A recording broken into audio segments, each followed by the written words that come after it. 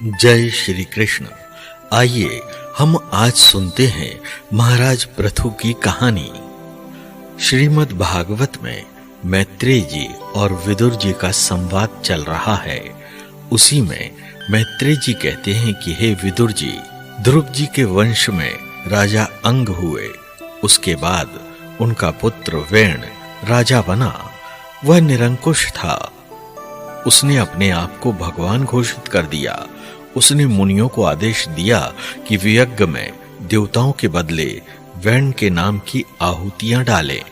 क्रोधित ऋषियों ने दंड देने के लिए यमराज का आह्वान किया और यमराज ने उसके प्राण हर लिए।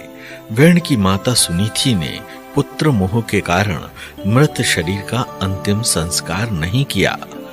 रानी ने ऋषियों से कहा कि राजा के न होने से राज्य पर अधर्मियों का कब्जा हो जाएगा। राजा की मृत्यु उनके कारण हुई है, इसलिए प्रजा को राजा देने की जिम्मेदारी भी ऋषियों की है। ऋषियों ने रानी से वेण के शरीर को मांगा और उसके शरीर को मथा। उससे पृथु पैदा हुए। पृथु भगवान श्री विष्णु के अंश थे। ऋषियों ने पृथु का राज्याभिषेक किया।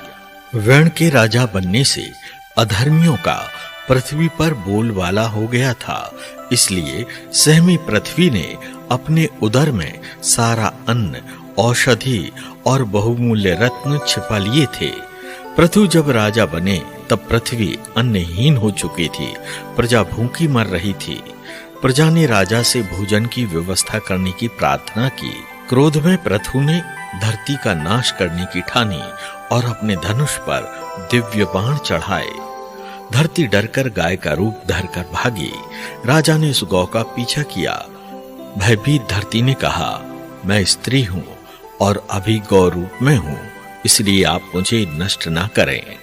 राजा ने कहा कि नाश से बचने का एक ही रास्ता है कि धरती प्रजा का अन्न, औषधि आदि लौटा दे। धरती ने कहा कि अधर्मियों से बचने के लिए मैंने अपने उपहार छुपा लिए थे। धरती ने एक उपाय बताया और महाराज पृथु ने पृथ्वी को समतल करके प्रजा के लिए अन्न, पौधे आदि लगाए। धरती ने सबकी मनोकामनाएं पूरी की। प्रसन्न होकर पृथु ने धरती को अपनी पुत्री के रूप में स्वीकारा और पृथ्वी तभी वो कहलाई। उसके पहले उन्हें धरा या धरती कहा जाता था।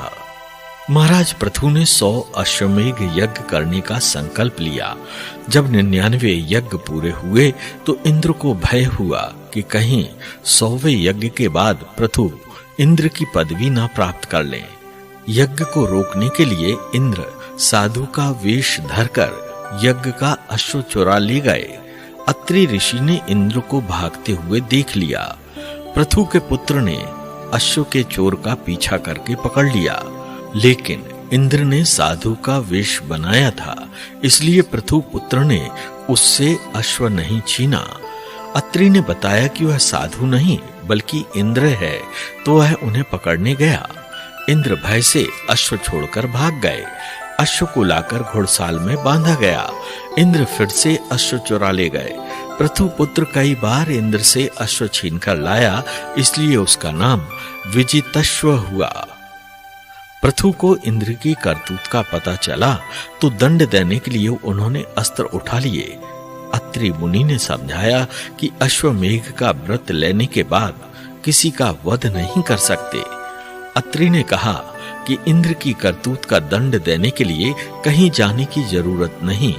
मंत्रों की शक्ति से वह इंद्र को यहाँ खींच लाएंगे और यज्ञ कुंड में भस्म कर देंगे। इंद्र का आह्वान करके ऋषियों ने आहुति डाली तो ब्रह्मा प्रकट हुए।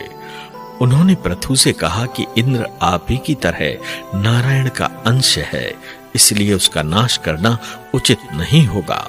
भगवान विष्णु स्वयं इंद्र को लेकर वहां प्रकट हुए। इंद्र को क्षमा करने के लिए कहते हुए उन्होंने पृथु से वरदान मांगने को कहा। पृथु ने इंद्र को क्षमा कर दिया। पृथु ने भगवान से कहा कि आपके दर्शन के बाद कुछ भी सांसारिक वस्तु पाने की इच्छा नहीं है। आप मुझे सहस्त्रों कान दीजिए जिससे मैं आपकी स्तुति सुनता रहूं।